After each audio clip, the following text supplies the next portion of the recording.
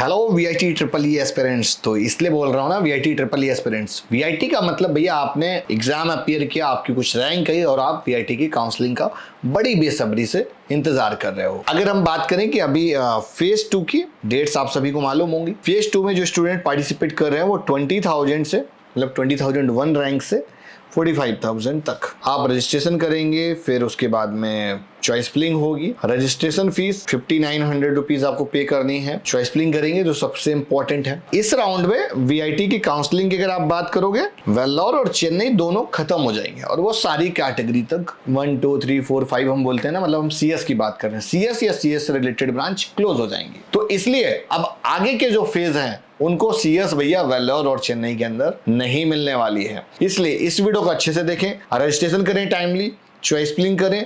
Choice filling के एक pattern बहुत सिलेक्टिव ऑर्डर में बना के रखें। मतलब अगर मैं होता तो मैं चॉइस फिलिंग कैसे बनाऊंगा वो बता देता हूं। तो इन जनरली आपको कुछ नहीं करना है। वीआईटी वेल्लोर का आपको पहले सब सीएसई ले लेना है। कोर सीएसई आप कहां तक जा सकते हो? फॉर एग्जांपल आप 3 चले जाओगे, 4 चले जाओ, 5 चले जाओगे। आपकी प्रायोरिटीज कैटेगरीज कम में सीट लेना नहीं है, सबकी प्रायोरिटीज अलग अलग होती हैं। आपकी प्रायोरिटी है कि भैया हमको कोर ब्रांच मिल जाए, वो किसी भी कैटेगरी तक मिल जाए, पहली कंडीशन। कुछ ऐसे होंगे कि मिनिमम कैटेगरी में मिल जाए। जो मिनिमम कैटेगरी को मिल जाए ना, तो वो इस तरह से चॉइस फिलिंग को नहीं करेंगे। ये तो वो वाली बात होगी कि आपको कैटेगरी आपके लिए मैटर नहीं करती, हमारे लिए बजट मैटर नहीं करता, किसी भी कैटेगरी तक मिले, कोर ब्रांच मिल जाए। अब ये कि हमको कैटेगरी मैटर करती है। हम चाह रहे हैं वीआईटी वेल्लोर के अंदर स्पेशलाइजेशन पे अगर हमको 4 पे मिलेगा तब उस केस में हम क्या करेंगे, सीएसई आप 3 में करोगे, फिर सीएसई से स्पेशलाइजेशन जो भी अवेलेबल होंगे आप वो कर दोगे एज पर अवेलेबिलिटी। अब उसके बाद में फिर सीएसई कोर, फिर उसके बाद उसके स्पेशलाइजेशंस, है ना, और ऐसे ही फिर 5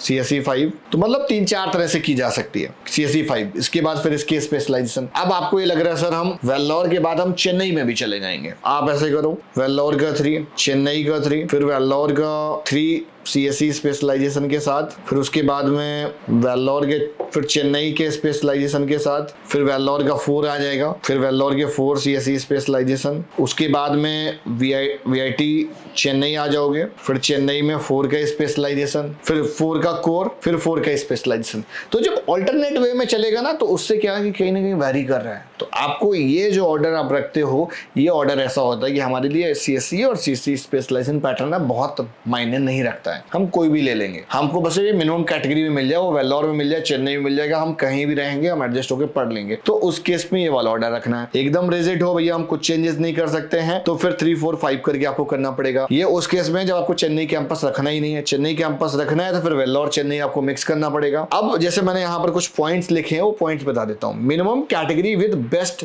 स्पेशलाइजेशन प्रेफरेंस, मिनिमम कैटेगरी रखना है, मैक्सिमम स्पेशलाइजेशन के प्रेफरेंस रखने हैं। ऐसा मत करो कि सर हम रखेंगे नहीं, हम बायोइन्फॉर्मेटिक्स नहीं लेंगे, सर हम आईटी नहीं लेंगे। आईटी आप ले सकते हो यार, आईटी एक ऐसी ब्रांच है, सीएसई का ही सब्स्टिट्यूट है। अब आपको हो सकता है कोई ना मिले, तब उस केस में आप क्या करोगे, ये फेज तो निकल जाएगा, फिर आपको कहीं से एडमिशन नहीं मिलने वाली, कोई अप्रोच जुगाड़ काम नहीं करेगी वीआईटी में। इंक्रीज ऑर्डर ऑफ प्रेफरेंस, मतलब इंक्रीजिंग ऑर्डर ऑफ कैटेगरी, मतलब कैटेगरी 1 2 3 4 5 इस तरह से हम इंक्रीजिंग ऑर्डर में चले आएंगे। वेल्लोर लेंगे, चेन्नई लेंगे, भोपाल लेंगे, फिर एपी लेंगे। 1 लाख रैंक से ज्यादा है तो वेल्लोर और चेन्नई मिलेंगे नहीं। तो ये प्रेफरेंस ऑर्डर थे जो मैंने आपके साथ शेयर किए। अगर आपको इस पे भी अलॉटमेंट नहीं मिलती है, on that situation are you thinking about what option, what backup option we have, तो भैया मई भर अभी जो 10-15 डेज रह गए हैं, इसमें सिर्फ एसआरएम के स्पेशलाइजेशंस के ऑप्शंस हैं, या एसआरएम के कोर सीएसई के डायरेक्ट एडमिशन के ऑप्शंस हैं, मैनेजमेंट कोडिंग ऑप्शंस हैं। अदरवाइज एसआरएम के बाद आपके पास में एक दूसरा ऑप्शन बेनेट बचता है नॉर्थ इंडिया में। अगर आप साउथ नहीं जाना चाहते हो तो इन दोनों में बेनेट भी स्कॉलरशिप बंद कर देगा इस मंथ के एंड तक, है ना। इसलिए जल्दी से रीच आउट करो, अप्लाई कर दो, एटलीस्ट ऑप्शंस बना के छोड़ दो। वीडियो आज के यहीं तक। कुछ डाउट क्वेरीज हैं तो बिल्कुल कमेंट करके बताएं, टीम से पूछो, कुछ डिस्कशन करना है, ऑफिस विजिट करो यार। कानपुर में ऑफिस है अपना, नोएडा में ऑफिस है, तो आप आकर मेरे से कंसल्ट भी कर सकते हैं। एक फ्री गाइडेंस फॉर्म दिया होगा, उसको फिल कर दो, टीम रीच आउट कर लेगी। Bye bye.